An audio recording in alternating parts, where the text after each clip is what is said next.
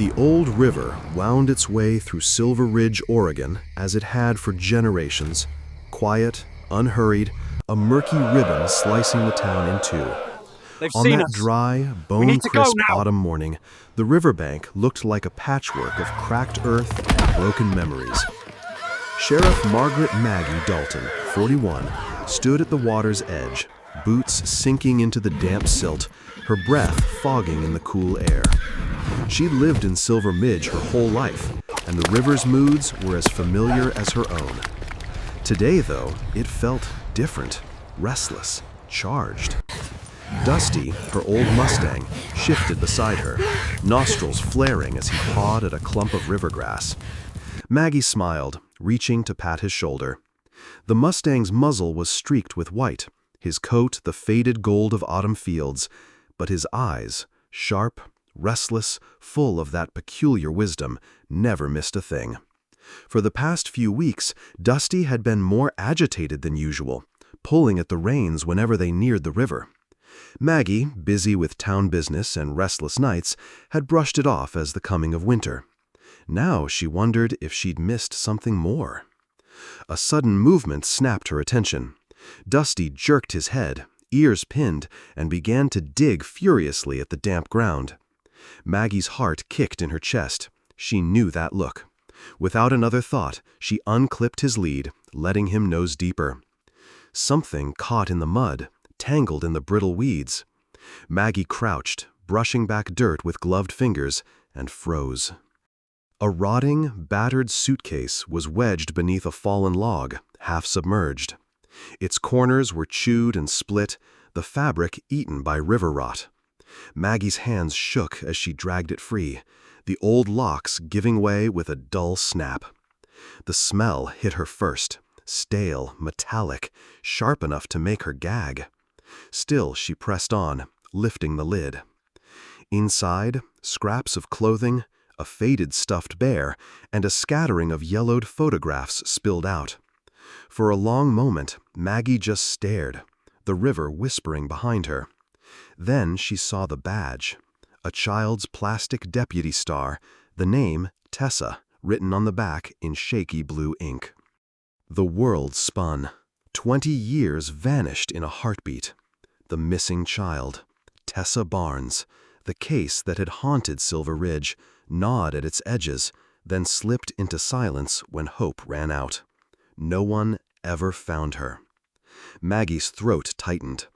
She glanced at Dusty, who watched her with steady, knowing eyes. No, Maggie whispered, but the truth was already there, raw and undeniable. She pulled her phone from her pocket, hands numb, and snapped photos of the suitcase, the contents, the way Dusty stood guard as if he'd been waiting for this very moment. Within an hour, word had spread. By noon, the sheriff's office parking lot was crawling with townsfolk, reporters, and nervous council members. Mayor Ron Beckett showed up first, his expression stormy beneath his carefully combed hair. "Sheriff Dalton, we have to think about the town," he said, keeping his voice low as the cameras snapped. "Some things are best left buried." Maggie straightened. "That little girl deserves better, Mayor, and you know it." Father Michael from Starlight Chapel arrived next, wringing his hands, voice trembling as he pleaded for caution. "Let the past rest, Maggie. The families have suffered enough." But Maggie couldn't let it go. Not now, not with that battered suitcase in her hands, and Dusty's restless energy burning through her bones. She remembered too well how it felt to lose someone, the nights she lay awake as a child, listening to the river whisper secrets she couldn't quite grasp. By dusk, Silver Ridge was divided. Some people, old-timers mostly, muttered about curses and bad luck, insisting the past should stay dead. Others pressed Maggie to act, desperate for answers, for justice, for something to fill the hole Tessa's disappearance had left behind. Maggie locked herself in her office as the sun dipped low, the river's current gleaming like a blade. She spread the suitcase's contents across her desk, tracing the photographs with trembling fingers. Each image a reminder of what was lost, of who had been lost. That night, she sat with Dusty in the stable, the Mustang's breath warm against her shoulder. She thought about the cases that had slipped away over the years, the children never found, the mothers who never stopped searching. Her resolve hardened. She would not let this go. Not this time. In the small hours, Maggie dialed her deputy, Laura Briggs, her oldest friend and the only person she trusted completely. "Laura, I'm reopening the Barnes case," she said, voice steady despite the storm in her chest. "I don't care who tries to stop me." Outside, Dusty snorted, hooves pawing the straw, as if urging her forward. The old river carried secrets, yes, but Maggie Dalton was ready to drag every last one into the light, whatever it took. The whole town might tremble at what she would uncover, but Maggie and Dusty would not back down. Not now, not ever. The sun barely rose the next morning, hidden behind a layer of sullen clouds that pressed Silver Ridge into an uneasy gray. Maggie didn't sleep. She'd spent half the night in her cramped office, piecing together what little was left from the suitcase and calling in favors from state crime labs. Every so often, she'd pace out to Dusty's stall, where the old Mustang lifted his head, ears pricked, eyes fixed on her with an intensity she could almost feel in her chest.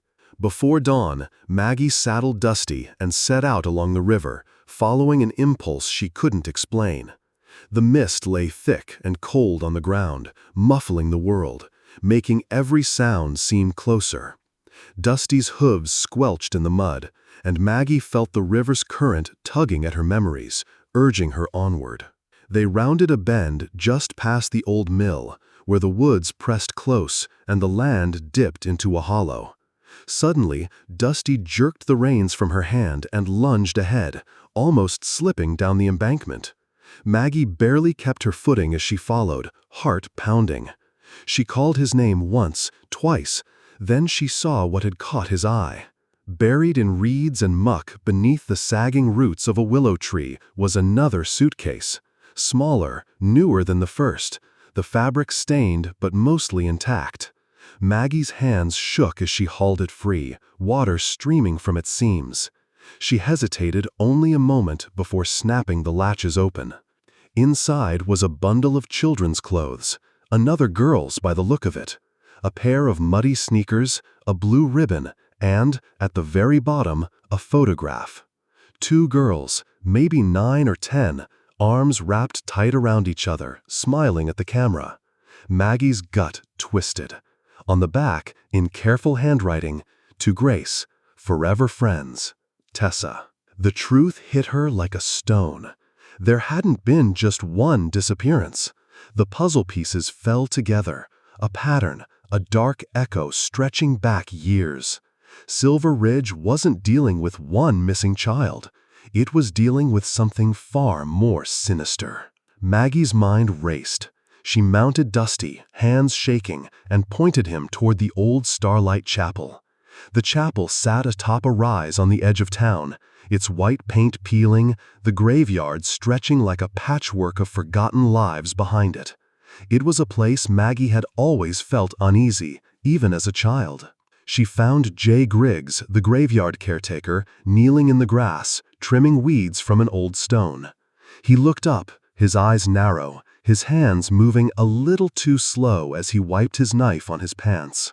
"Mornin', Sheriff," he said, voice bland, but his eyes flicked to the suitcase strapped behind Dusty's saddle. "Find something interestin' by the river?" "A memory, maybe," Maggie replied. "Or the answer to a question that's haunted this town a long time." Griggs's lips tightened. "Sometimes it's best not to poke old ghosts, Sheriff." Maggie met his gaze, refusing to flinch. And sometimes those ghosts don't rest because someone never let them go. She watched him for a moment longer, every sense prickling. Dusty stamped, snorting, as if sensing something wrong. Maggie turned and led Dusty away, her mind spinning with possibilities. The day stretched thin and tense. At the station, Maggie pored over old missing persons files, cross-referencing details, looking for overlooked connections. She noticed dates clustered around church events, names repeated in sign-in logs for chapel activities. Each clue added another thread to a growing web, and at the center sat Jay Griggs. By late afternoon, the phone rang, a blocked number. Maggie answered, expecting a reporter. Instead, a voice whispered through the line, flat and cold. "Stop digging, Sheriff, or you'll end up in the river too." The line went dead. A chill ran through her. She checked the windows, then double-checked the locks. She tried to reach Deputy Laura, but got her voicemail. "Out on patrol," the message said. Maggie's skin crawled. Was she just spooked, or was someone really watching? Night fell. She took Dusty out for a walk around the property, just to clear her head. But the Mustang was anxious, tossing his head, ears swiveling at every sound. Maggie tried to calm him, but a strange unease kept gnawing at her. She returned to her house just after 10. The porch light flickered, a detail she barely registered before she saw the front door hanging ajar, one hinge broken. Instinct screamed at her. She drew her sidearm, heart hammering, and eased the door open. Inside, chaos. Her living room had been ransacked. The files on the Barnes case, the new evidence, the second suitcase, all gone. Maggie's breath stuttered. In the silence, she heard a creak. Someone was still here. A shadow moved in the hall. Maggie raised her weapon, every muscle locked, but Dusty, tied up outside, let out a wild, shrill whinny, a warning. In that split second, the intruder lunged. Maggie staggered back, almost losing her grip on the pistol. The attacker, a tall figure masked in black, swung at her, knocking her sideways into a bookshelf. Books and papers rained down. Maggie gasped, rolling away just as a heavy boot stomped where her head had been. Then, outside, Dusty broke free, his hooves pounding up the porch, a wild, furious noise. The intruder froze, then fled out the back door, vanishing into the night, as Dusty charged through the front, rearing up, eyes wild. Maggie pressed a shaking hand to her ribs, watching as Dusty circled her, nostrils flared, ready to protect. She leaned against him, steadying her breath. Her evidence was gone, her house torn apart, but she was alive, thanks to Dusty. Maggie knelt, clutching Dusty's mane. "We're not done, not by a long shot." The case was open, and now the whole town would have to face what was lurking in the shadows of Starlight. And Maggie Dalton had never been more determined. The next day dawned cold and bright, the kind of Oregon morning where sunlight glinted off every window pane but barely warmed the skin. Maggie woke on the battered couch in her living room, the mess from last night's break-in all around her. The shock of it still lingered, how close she'd come, how easily the evidence had vanished, how she could have been left like one of the ghosts she'd spent her life chasing. She moved slowly, nursing bruised ribs, sweeping up broken glass, and jotting notes on whatever scraps of paper she could find. Most of her files were gone, but not her resolve. When she finished, she brewed a pot of coffee, strong enough to burn, and stared at her own reflection in the kitchen window. Her face looked older, the lines at the corners of her mouth deeper. Maggie thought of the photo in the suitcase, Tessa and Grace, arms wrapped around each other, a flash of joy frozen in time. She couldn't let the river take any more of Silver Ridge's children. Out in the yard, Dusty whickered, pacing the fence line, anxious for her. Maggie slipped into her boots, slung her jacket over her shoulder, and stepped outside. The old Mustang pressed his nose into her palm, warm and steady. He'd saved her life last night, and she hadn't even needed to ask. She rested her forehead against his, closed her eyes, and let the quiet fill her for a few precious seconds. She saddled Dusty, swinging herself up with a grunt of pain. She didn't want to stay in the house. She needed to move, to think, to try to make sense of what was happening. So she rode the old trails north of town, where the Douglas firs grew thick and the moss muffled every sound. For a while, Maggie let Dusty choose the way, trusting his instincts.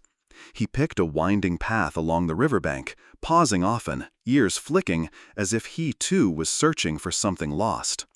The world out here felt different. No sirens, no reporters, no anxious townsfolk. Only the river, moving slow and deep, carrying secrets in its muddy flow. Maggie's mind wandered. She thought of her childhood, bare feet in the grass, long summer days by the water, the sense that anything could happen and nothing could truly go wrong. Before the missing children, before her father's warnings to come home before dark, before the silence crept into Silver Ridge like fog.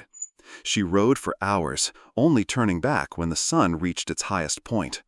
On the way home, she passed the old oak where townsfolk had started to gather, almost like an unofficial town square.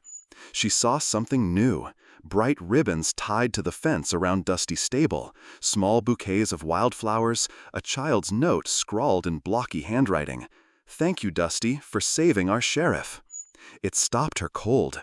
Dusty nuzzled the ribbons, then nudged her as if to say, "Keep going." A few neighbors waved from their porches. Old Mrs. Fanning crossed the street, pressed a loaf of fresh bread into Maggie's hands, and whispered, "We believe in you. Bring our girls home." Maggie's chest tightened. It had been years since she'd felt the community rally like this. So many cases had ended in silence, families moving away, doors closing, eyes turning elsewhere. But this time felt different. The town was watching, waiting, maybe somewhere deep down, hoping. That afternoon, Maggie met with the families who'd lost children over the years. Families who'd never stopped hoping or mourning. She found Mrs. Barnes at the cemetery, tending the tiny plot with Tessa's name etched in stone, no date of death. Just a blank where hope still lived. "Sheriff Dalton, I heard about your house," Mrs. Barnes said softly, hands trembling as she dusted off the marker. "Don't give up, please." Maggie knelt beside her. "I won't, I promise." "Did Tessa ever mention Grace to you, the girl in the picture?" Mrs. Barnes nodded. She was quiet about her friends, but I know she spent time at Starlight Chapel. There was always something off about that place. I should have listened to her more. Maggie let her talk, listening, letting the words fill in the blanks from the faded files. Every detail mattered now. A favorite color, a last meal, a birthday gift unopened. She wrote everything down, storing it in her memory. These families had lost so much. The least she could do was carry their pain with her, let it guide her hands. Later, she met with Deputy Laura Briggs at the diner. They sat in a back booth, heads together over mugs of weak coffee, sifting through what little evidence Maggie still remembered. Laura offered her support. "You're not alone in this. I'll keep watch on the chapel tonight. If Griggs makes a move, I'll know." The sun dropped low, painting the town in amber and blue. As Maggie rode Dusty home, she passed the stable again. More ribbons, more flowers. People waved, nodded, left quiet tokens at the fence. A hand-knit scarf, a faded drawing, a broken horseshoe for luck. Dusty had become more than a horse. He was a symbol now, a beacon. Kids gathered after school to brush his coat, feed him apples, tie new ribbons in his mane. For the first time in years, Maggie saw hope returning to the town's eyes, a glimmer of belief that maybe, just maybe, the truth could be found after all. That night, Maggie spread her new notes on the kitchen table, lit a single candle, and began to rebuild her files from memory. She charted timelines, scribbled questions, traced connections between families, the church, and the river. She listened to the wind outside, to Dusty's soft knickers in the stable, to her own heartbeat echoing in the silence. The investigation pressed forward, quiet but relentless. Maggie worked late into the night, haunted by the faces of the missing, but strengthened by the people around her, by Laura, by the families, by Dusty's unwavering presence. She wouldn't let the darkness win. Not this time.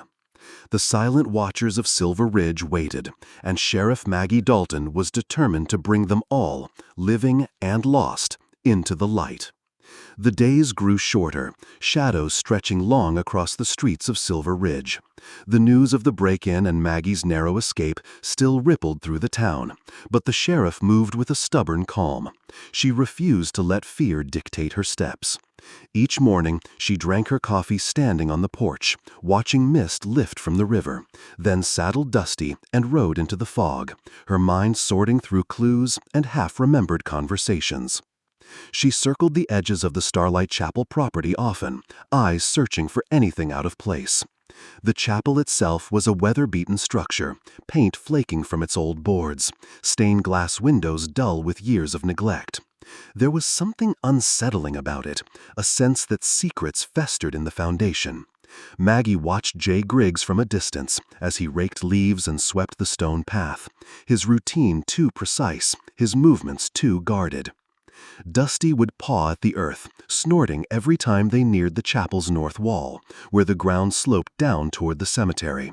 Maggie trusted his instincts. He'd found the suitcases, and now it seemed he was guiding her to something else. One cold morning, while Griggs was away in town, she tethered Dusty behind the willow trees and made her way to the chapel's rear. The ground was damp and spongy beneath her boots. Moss climbed the stones. Maggie crouched low, running her hands along the base of the wall. Her fingers caught on a rusty ring embedded in the earth. She pulled hard. With a reluctant groan, a square of turf lifted, revealing a weathered wooden trapdoor. Her heart hammered. Maggie hesitated just a second, then pushed the door open. Stale, earthy air rushed up from the darkness below. She drew her flashlight, steadied her breath, and descended the narrow steps, closing the door above her to keep out the morning light. The air was thick, heavy with mildew and old secrets. Beneath the chapel, a small root cellar stretched out, lined with decaying shelves. Canned peaches and preserves from decades ago sat forgotten in the gloom, their labels peeling. But what caught Maggie's eye were the boxes stacked against the far wall, their tops covered in a layer of dust so fine it muffled her footsteps. She brushed one off and lifted the lid. Inside were journals, dozens of them, each one marked with dates and codes she didn't recognize. Maggie's pulse quickened. She flicked through a few pages, noting entries written in a stiff, cramped hand. Names, numbers, cryptic references to meetings, church events, initials that sent a chill down her spine. She recognized some: lost children, dates of their disappearances, oblique notes about deliveries and watchers. She gathered as many as she could carry, tucking them under her jacket. Before she left, she scanned the dim cellar once more, heart pounding, afraid she'd missed something. In the corner, tucked beneath a sagging shelf, was an old tin box. Maggie pried it open. Inside were Polaroids, faces she recognized from missing persons files, sometimes smiling, sometimes wide-eyed with fear. She bit back a wave of nausea. This was proof. She had to get it to safety. Back in the daylight, Maggie hid the journals and photographs in Dusty's saddlebag, then rode straight to the home of Walter Kent, a retired cryptographer and one of her father's oldest friends. Walter lived in a little green house near the high school, surrounded by roses and piles of crossword puzzles. She handed him the journals, her hands trembling. "Walter, I need your help. There are codes in here I can't break." Walter adjusted his glasses, peering over the pages. This looks like old church cipher," he muttered, tapping his pen against the table. "Jay Griggs was always clever with numbers, but it's more than that. Looks like he's hiding something big, Maggie." "How long will it take?" "A few days, at least, maybe more. I'll keep you posted, Sheriff." Maggie nodded, trusting Walter as she'd trusted few people in her life. She left his house feeling the weight of both hope and dread. She'd finally found a lead, but now she was even more aware of how deep the darkness in Silver Ridge ran. She spent the afternoon at the station, organizing what little she'd managed to salvage from her memory and what Laura had managed to recover from the break-in. Deputy Laura Briggs proved herself, again, to be Maggie's rock. A steady, calm presence, always ready with a dry joke or a hot mug of coffee. "Don't go after Griggs alone," Laura warned her, voice low. "If he's been covering his tracks for years, he won't hesitate now. Promise me you'll let me watch your back." "I promise," Maggie said, managing a tired smile. "I need you here, Laura, more than ever." Together they mapped out the connections. Church events, missing children, names that kept resurfacing in the coded journals. Laura was quick to spot a pattern. Certain children had attended after-school activities at the chapel, or their parents had worked there, even for a short time. The circle around Griggs was growing tighter. At dusk, Maggie stopped by the stable, bringing Dusty a treat. She stroked his mane, murmuring gratitude for his unshakable presence. He lowered his head, breathing softly, as if sharing her exhaustion. The town was still watching. More ribbons on the fence, more flowers, more quiet prayers whispered as families walked by. As darkness crept in, Maggie sat on her porch, files spread across her lap, and watched the river glint under the first stars. The investigation had slowed, forced underground by fear and hidden messages, but Maggie felt herself growing sharper, stronger even, in the silence. She realized she wasn't just hunting a criminal, she was confronting her own regrets, her guilt for every child she couldn't save, every family left waiting for news. She allowed herself a single moment of vulnerability. "I'm scared, Dusty," she whispered, gazing at the Mustang, who stood as a sentinel in the dark. "But I won't let them win, not while there's still hope, not while you're with me." The next morning, Maggie found a note slid under her door, unsigned. "You're getting too close. Stop now, or Dusty will pay." She crumpled it in her fist, jaw set. "Let them come," she muttered. "We're not backing down." The secrets beneath the surface were rising. Maggie could feel it in her bones. And this time, she wasn't alone. Not now, not ever. The storm broke over Silver Ridge that night, thunder rolling through the hills, rain lashing the streets and turning the river to a churning, angry beast. Maggie stood at her kitchen window, watching water slash across the glass, one hand wrapped around a mug of coffee gone cold. She'd barely slept. The journals were with Walter, the photographs hidden in a lockbox at the station, but her mind churned with every coded line, every unfamiliar name, every threat, especially the note about Dusty. Her phone buzzed, the sharp vibration slicing through her nerves. It was Walter. "Maggie, you need to come. I cracked some of it. It's bigger than you thought." Within minutes, Maggie was in her raincoat, boots thudding down the porch steps, Dusty waiting with an anxious shuffle. She saddled him, barely feeling the sting of the rain. Together they cut across the sodden fields, wind snapping at her face, Dusty's hooves sure and steady in the mud. Walter met her at the door, his eyes tired but burning with purpose. Inside, his table was littered with notes and torn-out pages, Walter's handwriting racing in every direction. He slid a single notebook toward her, the pages marked with dates, initials, and meeting places. "It's a network, Maggie. Not just Griggs. I think some folks in town have been helping him hide things, moving evidence, maybe even children. Look at this." He pointed to a series of initials she recognized. Council members, a local banker, even someone from the school. Maggie's stomach twisted. They protected him, or used them for their own ends, Walter said quietly. "You need to be careful. You can't trust everyone." The implications hit Maggie hard, a dizzying blow to her faith in the town she'd sworn to protect. "Thank you, Walter. I'll be in touch. Please, keep this safe. If anyone comes around asking questions, you let me handle them," he said, a ghost of a smile on his lips. As she stepped outside, the rain softened, tapering to a fine mist. Maggie felt the weight of new knowledge settle over her shoulders, colder than the weather. She called Laura as she rode back, voice tight. "Meet me at the station. We've got a lot to talk about."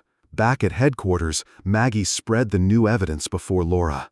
They sat in the sheriff's office, the old radiator clanking, the building empty but for the two of them and the sound of distant thunder. Laura studied the lists, her face growing pale. This is everyone.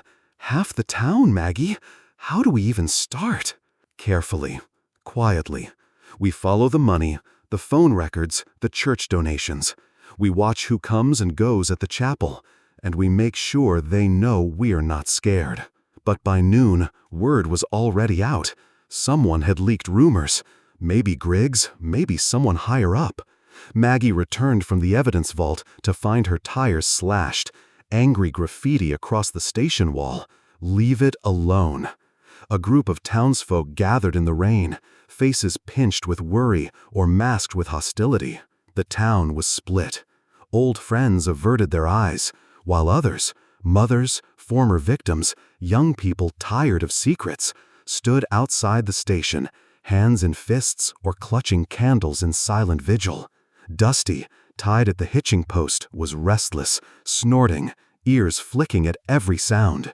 Someone tried to lure him away with a sugar cube. Maggie caught the stranger's arm just in time. "You think you can scare me?" Maggie hissed, eyes cold. "Touch that horse again, and you'll answer to the whole county." The stranger melted back into the crowd. Laura appeared at Maggie's side, jaw tight. "They're trying to shake us. It won't work." But the intimidation escalated. Late that afternoon, an anonymous call came. Heavy breathing, then a chilling whisper. "You can't save them all, Sheriff. Dusty won't always be there for you." Laura tracked the call, but it bounced from a disposable phone, a dead end. Maggie sat in her office, the storm outside replaced by a heavy silence, her thoughts spinning. For the first time, she let the exhaustion show, leaning her head against her arms. But Dusty wouldn't let her wallow. That evening, as Maggie walked him back to the stable, he jerked the lead from her hand and trotted away into the twilight, vanishing into the trees behind the old mill. Panic shot through her. She grabbed her flashlight and chased after him, heart in her throat. "Dusty! Dusty, come back!" She crashed through brambles and mud, calling his name, voice cracking.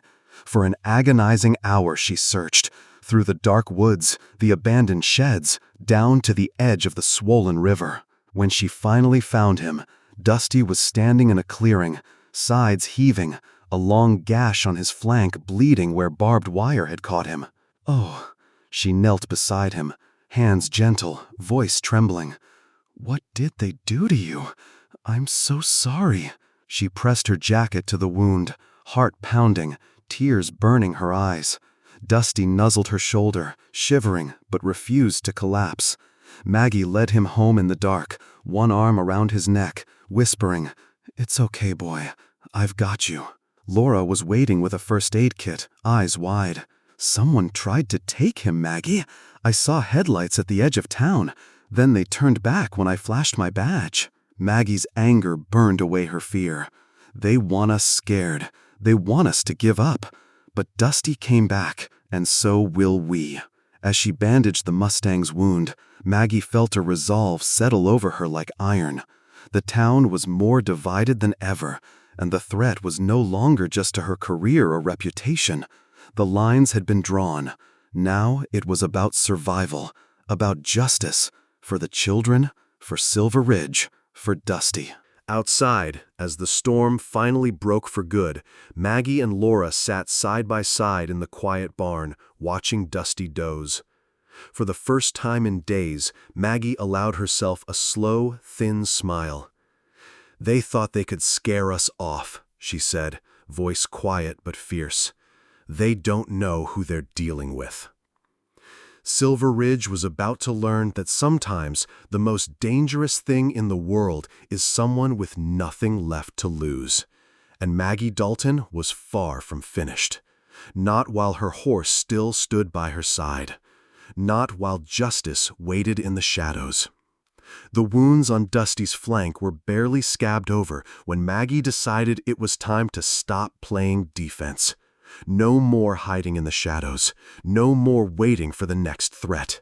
As the town simmered with rumors and silent accusations, Maggie and Laura spent long nights at the station, piecing together every coded journal, phone record, and half-whispered lead. Walter's latest message had been clear. Griggs wasn't the only monster in the woods. If they wanted the truth, they'd have to force it out. Maggie huddled with Laura and Walter around the battered kitchen table in the sheriff's break room. They mapped out a plan, a trap designed to draw Griggs and his network into the open. "We use the anniversary of the river's first disappearance," Maggie said, voice tight. "A fake memorial, lots of press, town leaders front and center. We'll say new evidence will be revealed. Griggs won't be able to resist." "It's risky," Laura said, biting her lip. "I know, but it's time we stop letting them make the rules." That week, flyers went up across Silver Ridge, a candlelight vigil for Tessa Barnes and all the lost children, to be held at the riverfront. Maggie made sure the rumors spread fast, about new evidence, about unnamed suspects, about the law closing in. Dusty, though still limping, became the centerpiece of the memorial. Maggie would ride him through Main Street, leading the procession, a living symbol of hope and persistence. The town buzzed with tension. Some people grieved.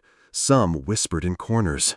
Others stared daggers at Maggie, furious at her stubborn refusal to drop the case. But she could see it in their eyes, a crack in the silence, a hunger for the truth, even if it hurt. The night of the vigil arrived, heavy with the scent of rain and the sound of cicadas. Lanterns floated on the river. Townsfolk gathered along the banks, faces lit by candlelight. Maggie sat tall on Dusty's back, pain shooting up her side with every step, but refusing to show it. Laura stayed close, eyes scanning the crowd, one hand on her sidearm. Maggie gave a brief speech, her voice steady, words echoing across the water. "We gather tonight not just to mourn, but to say we will not forget. We will not be silenced. For every lost child, for every unanswered question, we shine a light." As applause faded, she caught a movement at the edge of the crowd. Jay Griggs, lurking near the willow trees, his face half-shadowed. He wasn't alone. Another man stood with him, taller, broader, a dark cap pulled low. Maggie's heart stuttered. This was it. She nodded to Laura, who slid away, radioing her deputies to move in quietly. But Griggs must have seen the signal, his head jerked up, eyes wild. He whispered to his companion, then slipped through the crowd, heading toward the old chapel. Maggie tightened her grip on Dusty's reins, adrenaline flooding her system. Suddenly, chaos erupted. The taller man lunged at Maggie, knocking her from the saddle. Dusty reared, screaming, hooves flailing as townsfolk scattered. Maggie hit the ground hard, the air punched from her lungs. She rolled, scrambling for her gun, but the man was on her, hands rough, breath sour, whispering, "You should have left it alone." A gunshot cracked, Laura's voice cutting through the panic. "Sheriff!" The man cursed, lunging for Maggie's pistol. They grappled in the mud, rain beginning to fall in thick, heavy drops. For a moment, Maggie felt herself slipping, vision narrowing, pain blossoming in her ribs. But then Dusty, wild-eyed and bleeding anew, charged through the throng, knocking the attacker aside. His hooves thundered against the ground, forcing the man to scramble away, terrified. As Laura and two deputies wrestled the man to the ground, Griggs took off into the trees, disappearing into the dark.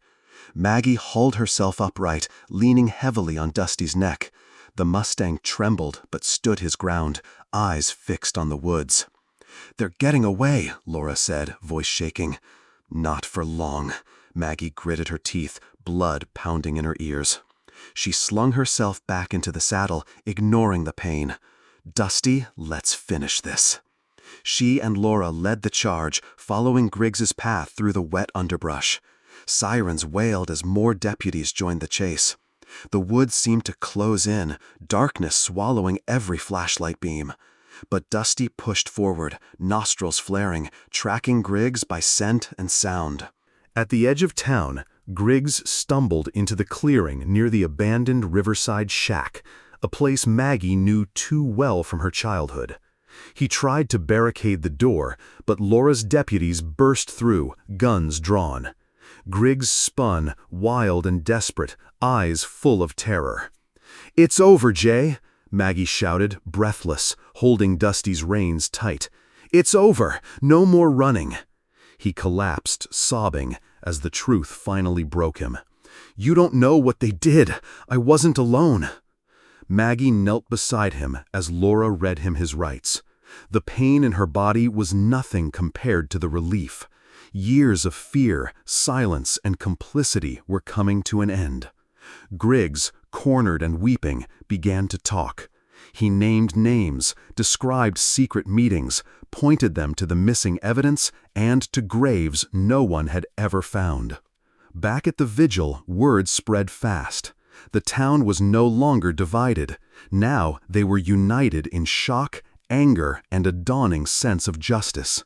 The silent majority, once paralyzed by shame and fear, rallied behind Maggie, bringing her food, clean clothes, and even forming watch patrols to protect her and Dusty. Maggie collapsed that night in the barn beside Dusty, exhaustion crashing over her like a wave. She pressed her face to his neck, tears finally falling, gratitude and sorrow mixing together. "You did it, boy. We did it."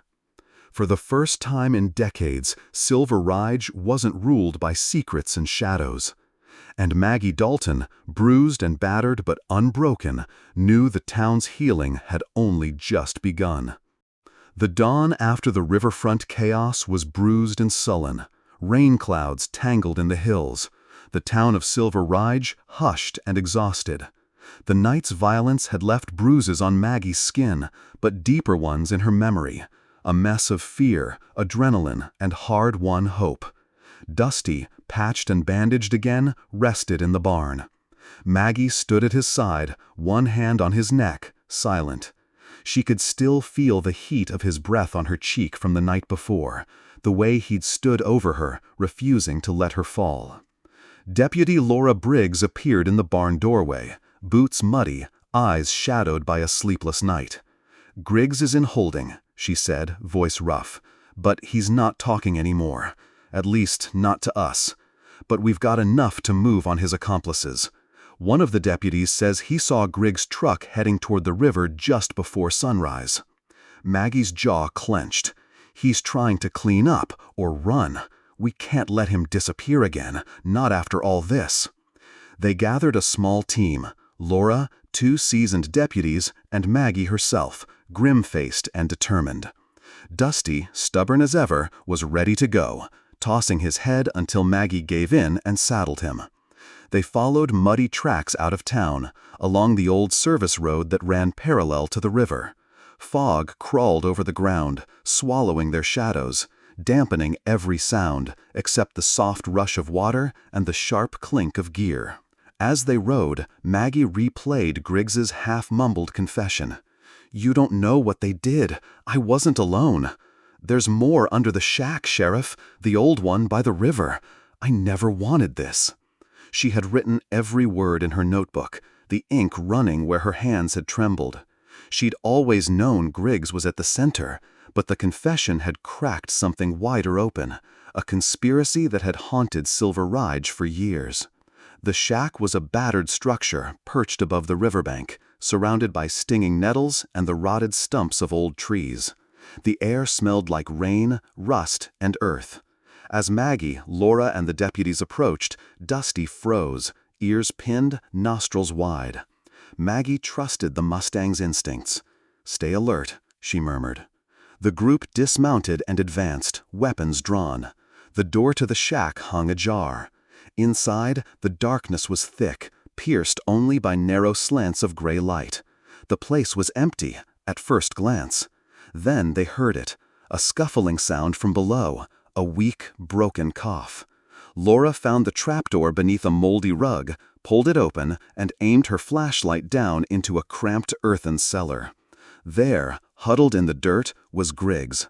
Tears and mud streaked his face, the mask of control finally gone. His hands were shaking as he stared up at Maggie. "It's over, Jay," Maggie said quietly. You can't run anymore." He sobbed, head in his hands. "They told me to do it. The others. If I talked, they said they'd come for me." Maggie knelt at the edge of the trapdoor. "You want redemption? Start talking. Tell us everything." Griggs broke, words tumbling from him. Names, dates, meeting spots, whispered threats, and finally the missing evidence. Under the floorboards, there are boxes, records, photos, the kids' things, and the other graves, behind the old fence, by the willows. Laura called in 2 deputies, and together they hauled Griggs out, handcuffed and trembling. Maggie pried up the loose floorboards and found, just as he'd said, a cache of evidence, binders of cash transactions, faded photographs, and 3 battered lockets, each engraved with the initials of a missing child. She held them in her hands, feeling the weight of so many lost years. "There's more," Griggs whispered, barely audible.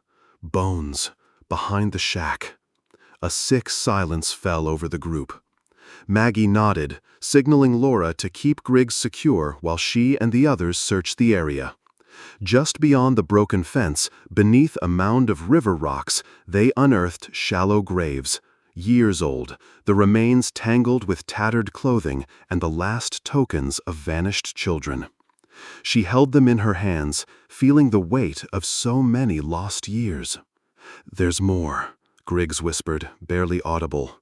"Bones, behind the shack." A sick silence fell over the group. Maggie nodded, signaling Laura to keep Griggs secure while she and the others searched the area.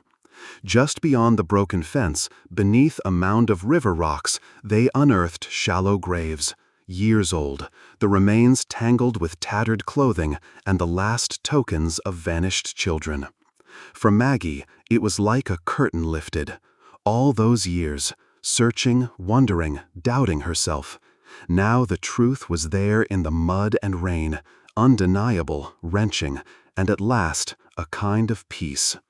She knelt in the wet grass, shoulders shaking, and let herself grieve.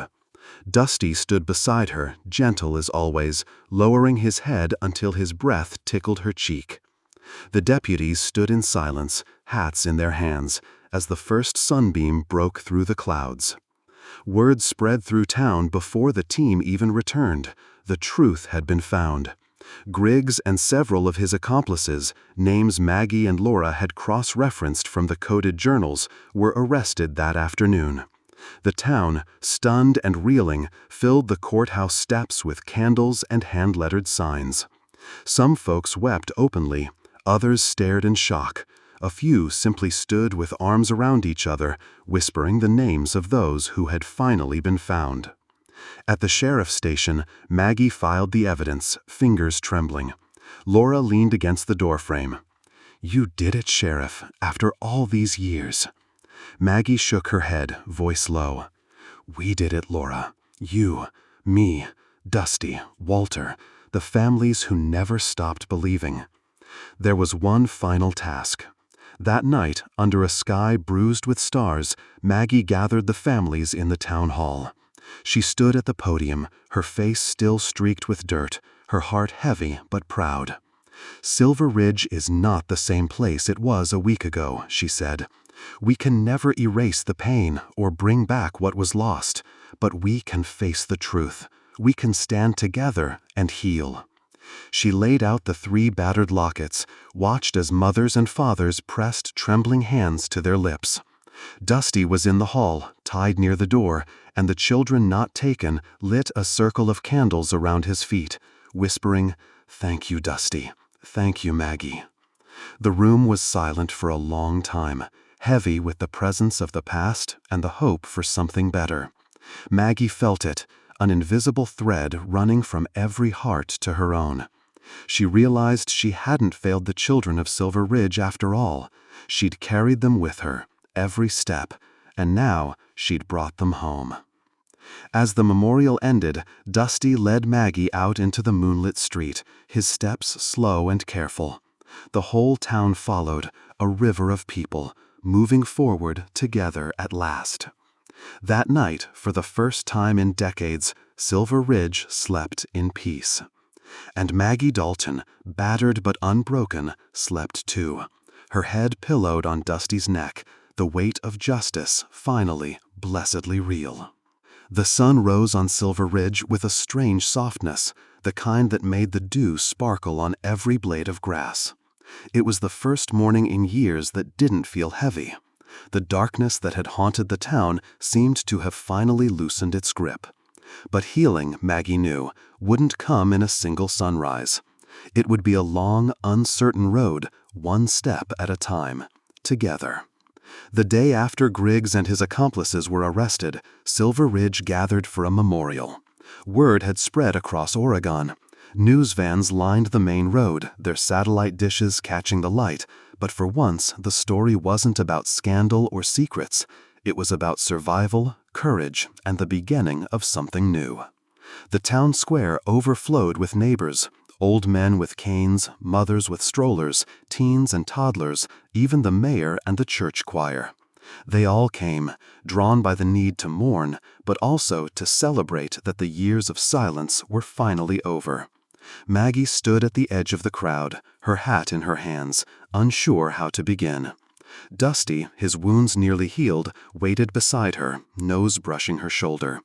She took comfort in his steady presence, a living reminder that hope could survive even the darkest times.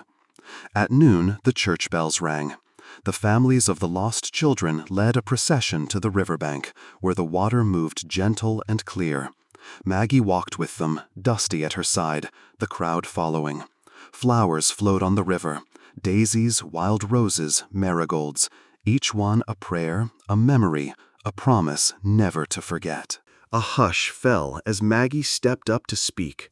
Her voice was rough with emotion, but stronger than it had been in weeks. For years, we let fear and shame steal our voices, but today we speak for those who can't.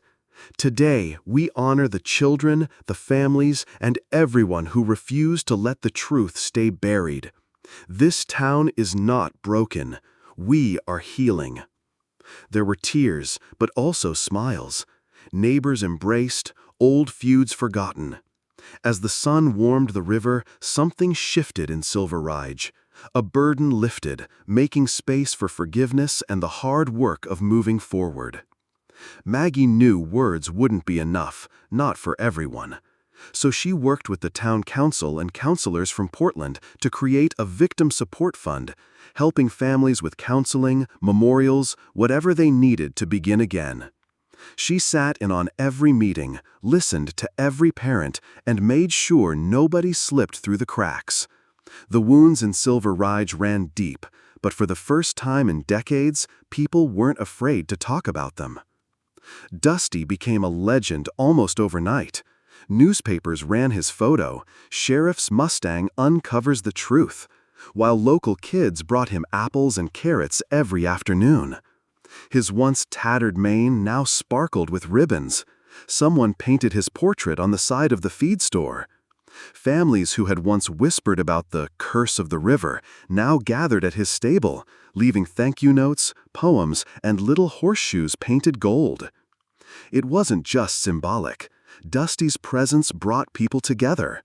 Children who had once been afraid to walk alone now played around the barnyard, petting his nose and giggling when he nickered softly. Maggie let them. She knew what he meant to them. Some nights, she'd walk out and find a circle of candles around Dusty's paddock, left by the children as a silent promise. We won't forget. Journalists came and went, but Silver Ridge kept the story theirs. They made sure the focus stayed on the courage of the families, the unity of the community, and the stubborn resilience of a little Mustang who refused to let secrets stay hidden. TV crews filmed interviews with Maggie and Laura, and even Walter Kent, the retired cryptographer, who blushed furiously when the cameras rolled, but still described his role with pride. Maggie was grateful for the attention, but she never let it go to her head. She knew real healing didn't come from headlines. It came from slow, persistent effort.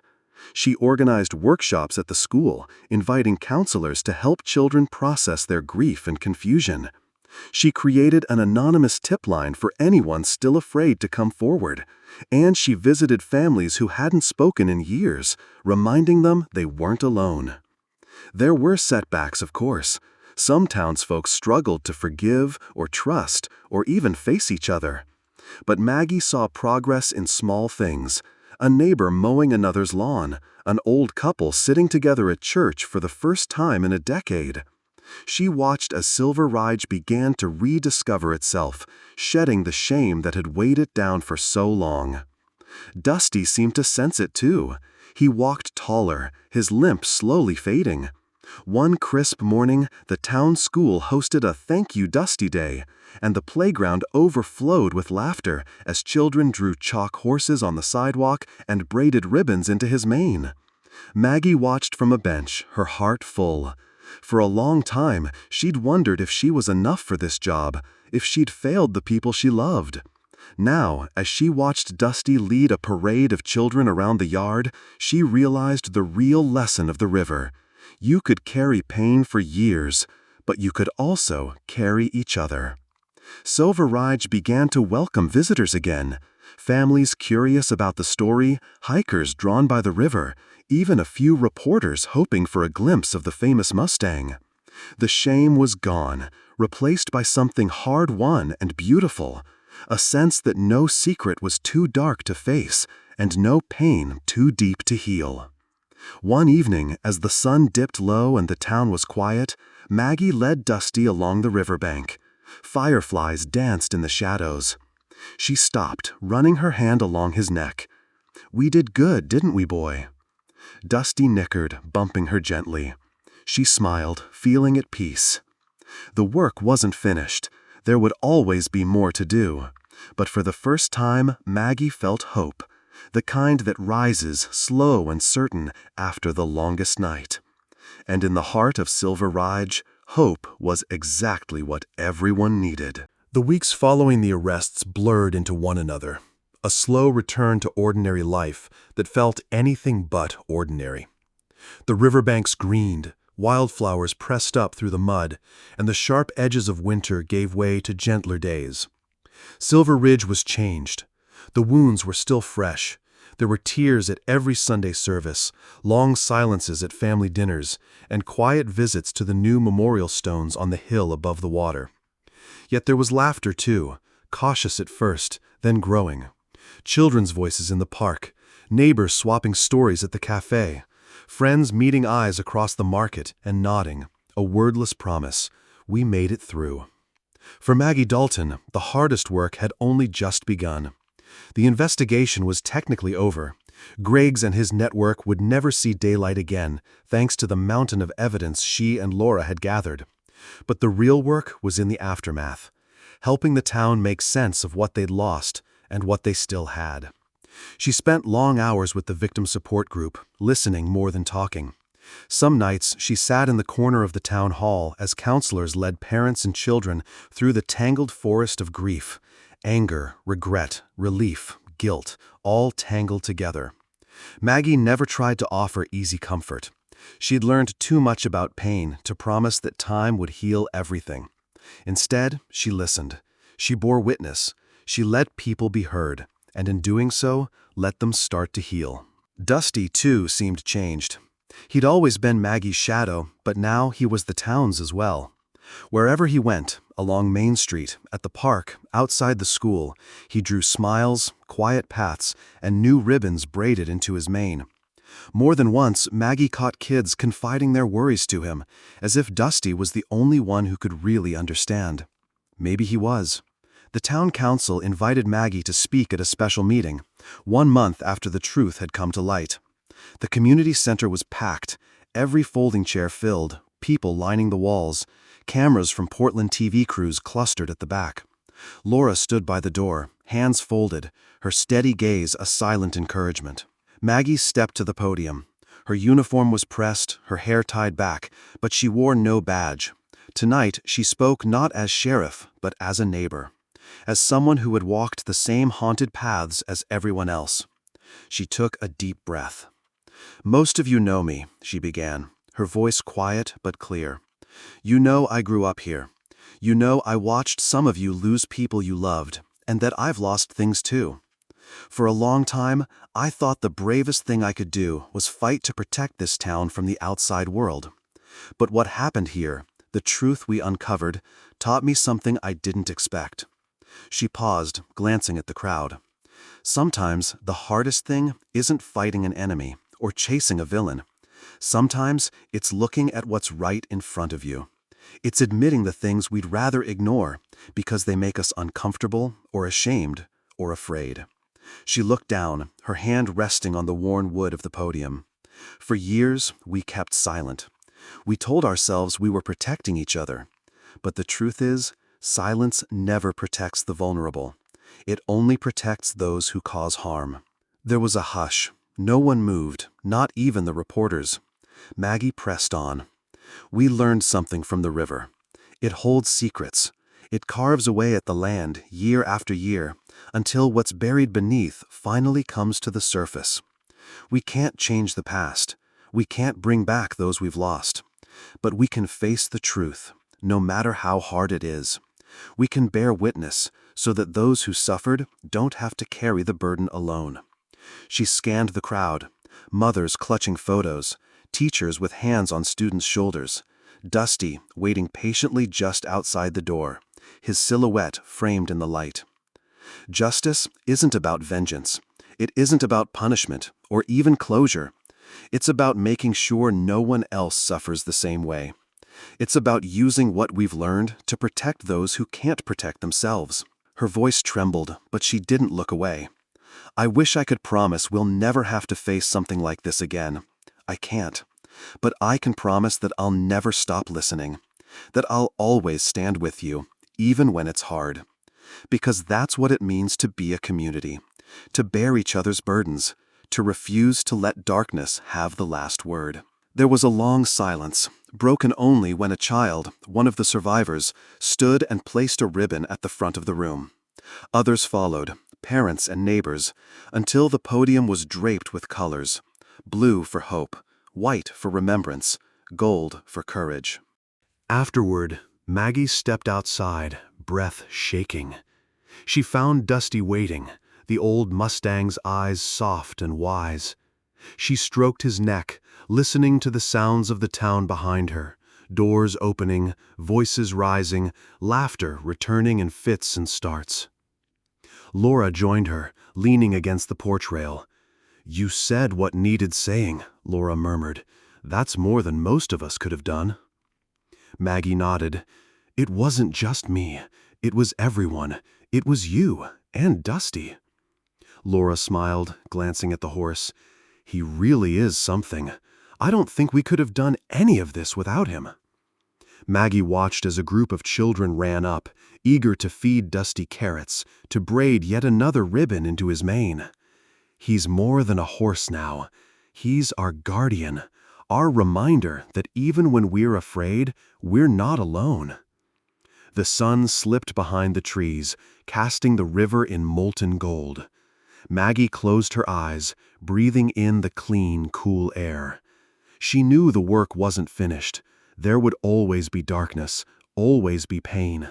But she also knew that Silver Ridge had learned something precious, that the only way through loss was together, that healing was a slow act of courage, and that sometimes the bravest thing was simply to keep showing up, day after day. And in the hush of that evening, as the river whispered past, Maggie Dalton made her own quiet vow, to never let silence win, and to always, always remember those who had no voice. For them, for Silver Ridge, and for Dusty, the silent partner who had never, not once, let her down. Years slipped by like the river itself, sometimes fast and wild, sometimes slow and gentle. Life in Silver Ridge found its new rhythm, shaped by the memory of what had been lost, but guided now by what had been found. The healing was never linear. Some wounds still ached when rain fell hard against the window, or when old songs drifted from the radio. But as seasons changed, so did the town. Silver Ridge became a place not haunted by silence, but defined by courage and community. Maggie Dalton remained sheriff for another decade. In that time, she watched the town grow braver, more compassionate, and unafraid to confront even the hardest truths. She became a mentor, teaching new deputies not only about the law, but about empathy, about listening, about watching for what isn't said. She told them stories, not just of crime and consequence, but of grief, hope, and the strange ways justice could take root in unlikely places. She brought them to the river's edge, where the water ran clear again, and let them see where Dusty had found that first suitcase so many years ago. "Don't forget," she'd say, voice steady as ever, "sometimes it's what you're willing to notice that saves a life." Her eyes would linger on the new recruits, measuring their hearts as much as their skills. Maggie made mistakes, and she owned them. She taught her team to question everything, even themselves, to chase every lead, to never let go, and above all, to trust the instincts that might come not from evidence, but from something deeper, quieter. Sometimes, on the hardest days, she'd find herself wandering back to Dusty's paddock, where the old Mustang would greet her with the same patient gaze. It became a ritual. She'd stand with him, breathing in the scent of hay and sunshine, remembering that even the fiercest storms could pass. Dusty grew old with her. His mane whitened, his trot slowed, but his spirit was as stubborn as ever. He became a fixture at the sheriff's office, a legend not just in Silver Ridge, but across the state. People drove for miles just to let their children meet the horse that had once saved the soul of a town. Local artists painted murals of Dusty and Maggie along Main Street. Children's books were written, telling the story in gentle words, of the river's secrets, of bravery, and of a Mustang who never stopped looking. But it wasn't all stories. Every spring, Maggie and Dusty led the memorial walk along the river, joined by families, school children, and the new generation of deputies. They planted wildflowers where the earth had once been torn open, and read the names of the children who would always be remembered. Dusty wore his ribbons proudly, each one a promise. We won't forget. As Silver Ridge grew, Maggie worked to ensure the lessons stuck. She helped establish a community center, focused not just on after-school programs and sports, but on teaching children about boundaries, trust, and how to speak up, even when it was hard.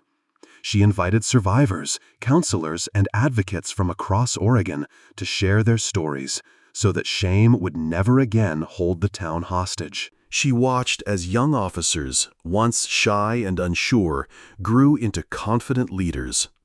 She took pride in Laura, now her right hand and successor, who brought her own quiet strength and deep kindness to the role. And she smiled as new horses joined Dusty's paddock, younger and wilder, learning the ways of the river under his gentle guidance. Dusty's legacy outlived even Maggie's longest days on the force. When he could no longer lead the river walks, he strolled at the edge, watching the foals play. Children who had once tied ribbons in his mane now brought their own sons and daughters to meet him, sharing the story of the Mustang who guarded Silver Ridge. Maggie retired quietly, refusing any big ceremony. She spent her days at the river, tending wildflowers and writing letters to families whose lives had touched hers. She remained a fixture at the community center, a living bridge between past and future. Evenings found her sitting on her porch, watching Dusty graze in the golden light, content with the knowledge that she had done her best. The town changed with her. New families moved in, drawn by the warmth that Silver Ridge was now known for. Schools taught the story of the river, not as a warning, but as a lesson in courage and the power of speaking up. The old fears faded, replaced by an openness Maggie had once only dreamed of. One spring, when wildflowers were at their brightest, the town gathered by the river for the annual Remembrance Walk. Maggie, now silver-haired and moving slower, walked at the front, surrounded by children and friends. Dusty, old but still proud, led the younger horses behind her. Laura read the names, the crowd repeating each one, the words carrying over the water. Each name an act of remembrance, each voice never again. Afterward, Maggie gave her final speech as Silver Ridge's guardian. Her voice was soft but strong, her words carrying to every corner of the crowd. We are not the sum of our sorrows. We are the strength that comes from facing them. The river taught us that secrets fester in silence, but they also can be carried away by courage and honesty.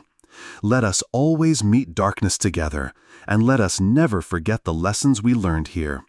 No one is too small to make a difference. No voice is too quiet to be heard. She looked down at Dusty, smiling through tears. Thank you, old friend, for showing us how to listen, how to keep searching, and how to stand our ground. As the applause faded, Maggie realized she was at peace. Silver Ridge had become what it was always meant to be, not perfect, but unafraid.